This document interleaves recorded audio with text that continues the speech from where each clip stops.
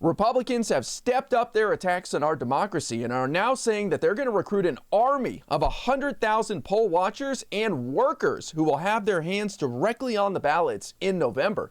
Donald Trump's niece and the new co-chair of the RNC, Lara Trump, was on Newsmax laying out the plan. Watch this clip. Watley, the chairman, and I have been at the RNC, and obviously we've been working really hard. I think the most recent thing to report is that we are working hard on election integrity, and we just announced last week that we have 100,000 committed people who are going to be trained as poll workers. So, Eric, leading up to this election, I think we can all see the most important thing, aside from getting out the vote, is protecting that vote. We now have the ability at the RNC not just to have poll watchers, people standing in polling locations, but people who can physically handle the ballots. We want people all across this country. Can we do this? I want to hear. This is really fascinating to me. So yeah. You have 100,000 people who are they?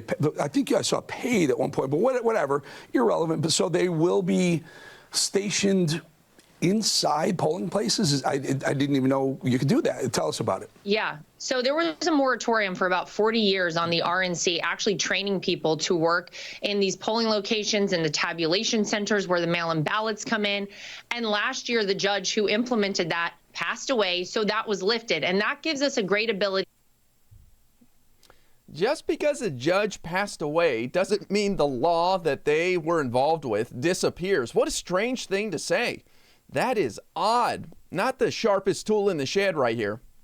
As we head into what I assume everyone understands is the most important election of our lifetime. So we have this ability. These are volunteers, most of these people. ProtectTheVote.com. If people want to join our team, we train them to actually work in these polling locations. And think about how much better off that makes us in terms of transparency, Eric. We all know 2020 was not all on the up and up. People had a lot of unanswered questions. We can never repeat that. So in addition to these poll workers, we're going to have lawyers in all the major polling locations. So I still have no idea what she's talking about. Are they going to help people get a job as an election worker, which people have a right to do? And in all honesty, I know people beat the drums fear-mongering about Republicans being involved in the actual election process. But I feel like once these people get inside and they see how things are run, it kind of alleviates their concerns. I've seen that happen as in 2020 and in 2022.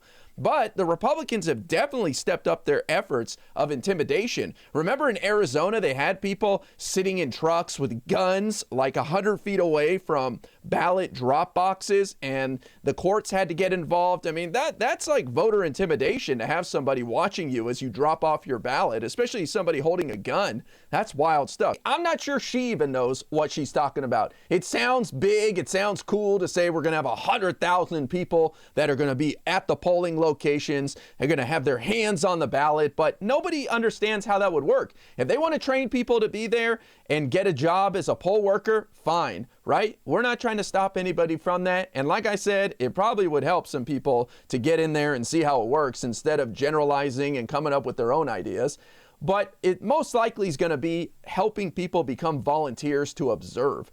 And as long as they're not intimidating people, it doesn't matter. But these guys, they have all sorts of dirty tricks up their sleeves. So I don't trust them as far as I can throw them. And I hope Lara Trump spends a little more time learning about how our election system works and coming up with some ideas in the Republican Party that can benefit people, and less time on her horrific singing career. Yikes!